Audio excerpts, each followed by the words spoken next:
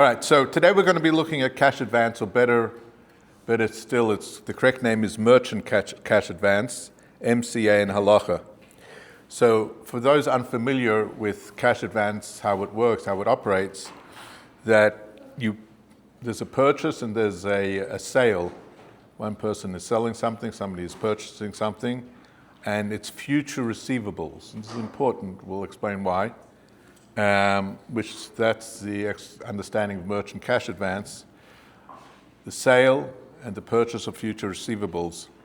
So the sale involves an investor buying future receivables in a merchant's company.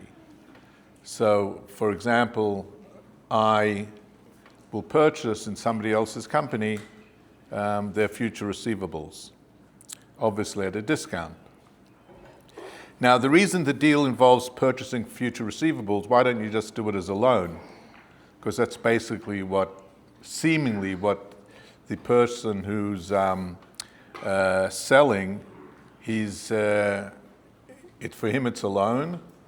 So why don't we just call it a loan? And the answer is very simple, because even in civil law, there's a concept of usury of ribis, which they prohibit exorbitant amounts of charging of interest, and sometimes it can be up to 50% and so on and so forth. So the only way to get around that is to somehow formulate this as not as being a loan. And in fact, in June 10th, 2016, in New York, the judge, Jeremy C. Murphy, and the case was Platinum Rapid Funding Group versus VIP Limousine Services. He wrote in his ruling, he said, if the transaction is not a loan, then there can be no usury, it can't be ribis. So that's basically his understanding. If it's not a loan, there's no ribis. So therefore, charging 50, 60, whatever percentage you're charging, it's not a problem. However, if it would be a loan, then you do have a problem in terms of the statute of the law. What's interesting is, in California, it is defined as a loan. So people who are involved in cash advance sort of like steer clear of California because they'll get into all sorts of issues of charging exorbitant amounts and so on and so forth. So what we have over here is we have in New York, it's not considered a loan. In California, it is considered a loan. And this has been going on now since 2016, so it's nearly 10 years or so. So it seems it's entrenched. How long it'll last for, that I don't know. That's, who knows? The question that we want to ask ourselves today is, how does cash advance fit in with the laws of ribis? Is it ribis or is it not ribis? If it's ribis, then we'd have to develop a system to negotiate that issue. If it's not ribis, then there's nothing that you need to be concerned about in the slightest. So just to get in one sentence or two sentences to define the distinction between what is considered ribis and what's not considered ribis, and that is that if you guarantee, in other words, I transfer money, we'll use the word transfer, I transfer money to Ruvain, and Ruvain promises me that he guarantees the $100,000 that I transferred to him, plus $100,000 plus 10%. I guarantee you that at the end of the financial year. Then that's ribis min haTorah. That's ribis min haTorah because I've guaranteed both the principal, the keren, and the interest and the ribis that came along with it. If, however, on the other hand, I transfer money to Ruvain, and Ruvain guarantees you'll for sure get your money back. Can't promise you interest, but for sure the money will come back. That's also ribis. That's ribis mid'Rabbanan, because at least you've guaranteed the keren, the principal is guaranteed. Now, sorry? That's a loan. Sorry, I know. Yeah. That's what I'm saying. It's ribis mid'Rabbanan. Well, you included ribis in the agreement. If there was no ribis in the agreement. Yeah, there was no ribis in the agreement. If there was What? No ribis? if I lend you $100,000 No, there is interest, but the interest isn't guaranteed. Just the there is interest, but it's not guaranteed. Correct. Yeah. Yeah. You didn't guarantee it. It's ribis midrabanan. If there was no agreement to pay 10% interest, then you could plan all loan, interest-free loan. I didn't guarantee the ribbis. Yeah, you didn't guarantee the ribis. If you said you pay ribis, but you didn't guarantee it, Just implies Right. that there was no ribis, there was a bit. Okay, sorry. Okay. you didn't say you could give any interest, then it's So let's, interest-free loan. yeah, sorry I didn't clarify it sufficiently. So now let's talk about accounts receivables. So I have $100,000 in terms of stock and accounts receivables, and I need the money, so I sell it for $80,000 because I need the money now. And the other guy, when he purchases it for $80,000, he's hoping that I was buying debt, he'll be able to sell it for $100,000, get all of his money back. Now, if I, the seller, take any form of responsibility over here, I guarantee the $100,000, which you purchased for $80,000, that would be ribis. Yeah, that would be ribis. If you guaranteed it, then it would be d'oraisa. We'll just call it ribis. All right. Now, so the buyer has to take full responsibility if he wants to circumvent all of this. So the seller, it's yours now, do whatever you want with it. Don't come knocking on my door if there's a problem. Now, the issue with cash advance is you're not buying an existing asset. It's a future receivable. Basically, what you're saying is we're going to take 25% of all income until you reach $140,000. In other words, I've transferred $100,000 to you, and I'm going to get back $140,000. That $40,000 doesn't exist yet, but it will exist because I've seen your cash flow, I've seen your business, and so on, and I see that there is room for us to receive back from your business plus 40%, or whatever it's going to be, till $140,000. So the question now is that a sale? And if it's a sale, it's not a problem. Or is it a loan? And if it's a loan, then it is a problem. But even if it's a loan, it's not guaranteed, so what's the problem? It's not guaranteed? Well, let's wait and see. No one's going to give a cash advance unless it's guaranteed. Businesses go out of business all the time. Yeah, I know, but if in cash advance, you're going to be held liable for it. Ooh. Oh, well, let's wait and see. I mean, whatever, yeah. No one's going to just give you the money, and yeah. All right. So what we're going to do now is, obviously, there's nothing in Chazal, there's nothing in Rishonim, there's virtually nothing in Achronim that deal with cash advance, because cash advance is a new phenomena. But what we will do is we're going to look at the Gemara, time permitting, and we're going to look at, it's called cucumber futures, grape futures, and milk futures. 3 different commodities. We're going to see how the Gemara deals with those 3 commodities and relate it back to the issue that we're dealing here with cash advance. So case number 1. So you're a farmer, you have cucumbers. They're not yet ripe, so they're small cucumbers. And you need money. So if you would wait for the cucumbers to become ripe and really reach its full potential, it would be worth $30,000. Selling the cucumbers now, they're worth $20,000, but you need the money. So what you do is you go over to Shimon and you say to Shimon, look, I'm willing to sell you cucumbers now at a price of $20,000. In 3 months' time, they're going to be worth $30,000. What I'm going to do is I'm going to let you keep the cucumbers on my property, let it stay in the ground, and hopefully they'll be worth $30,000.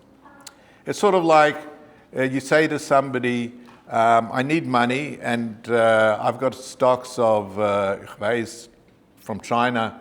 electronics. They're really worth $30,000. I think the market's going to go up, and you can actually leave it storage. I'll let you have storage in my property, in my warehouse. So Shimon in this case is paying 20 or 30? Sorry, what? Shimon, who's going to pay for the cucumbers, is paying the 20,000? He's paying $20,000. And okay, so how's that help Reuben?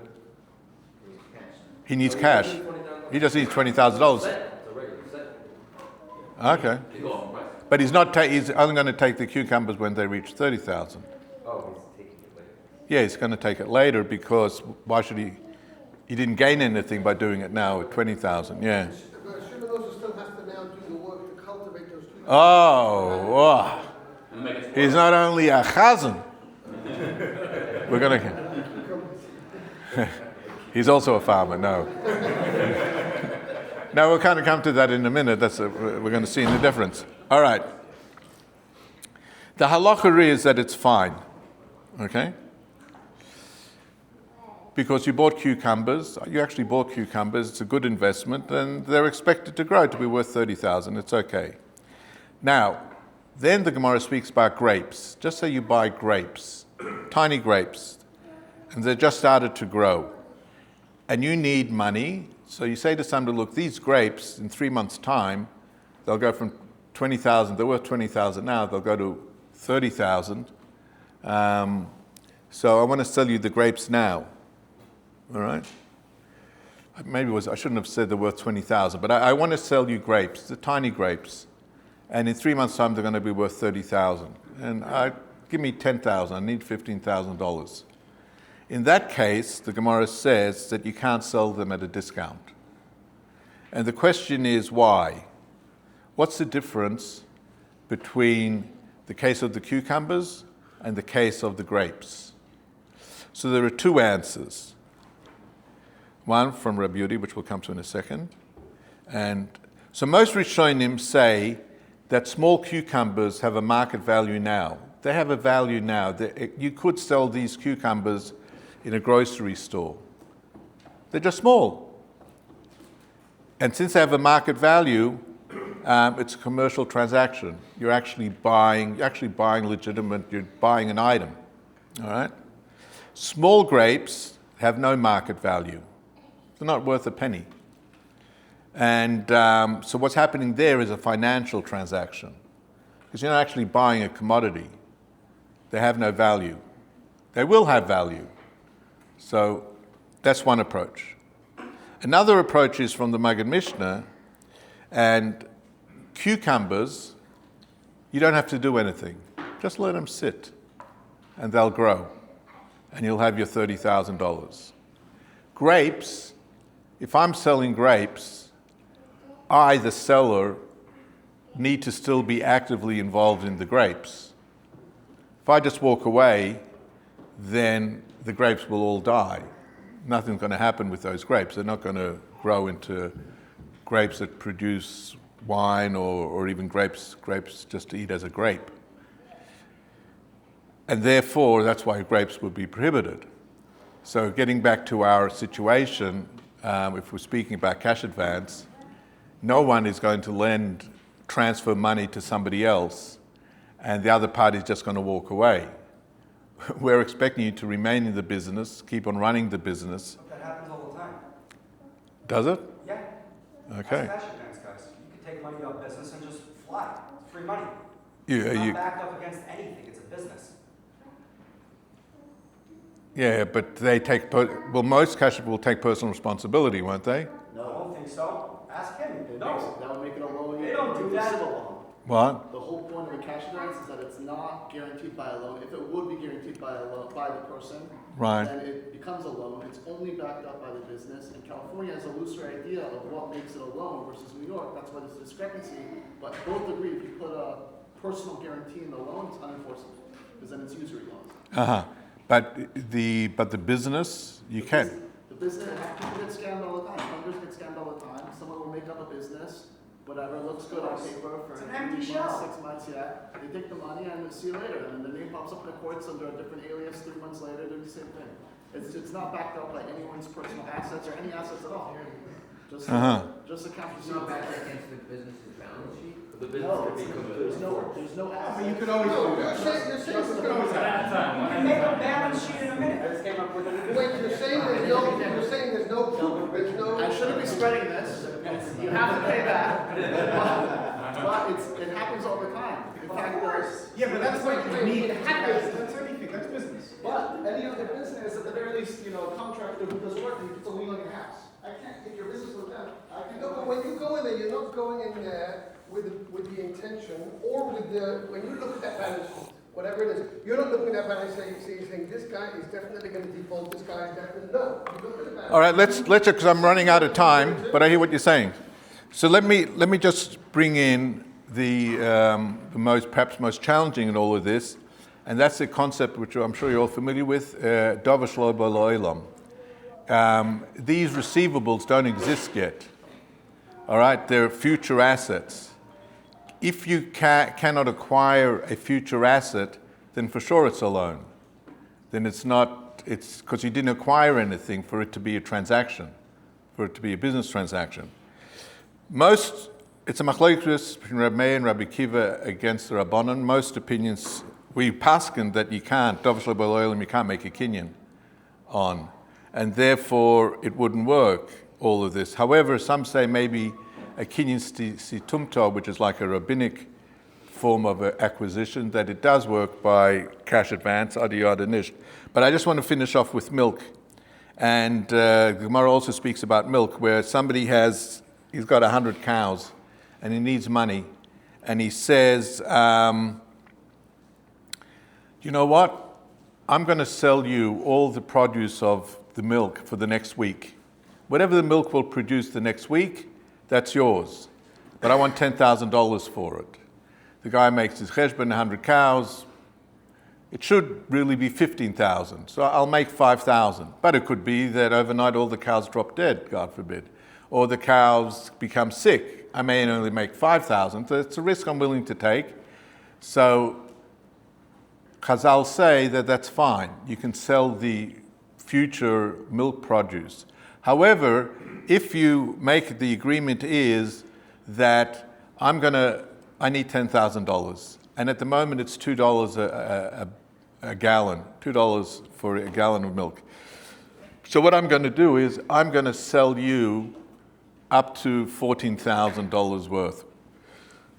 Specific, then, so you've made $4,000 and I need my $10,000 now. That is prohibited because that's considered that you're actually buying something specific, and that's definitely a loan.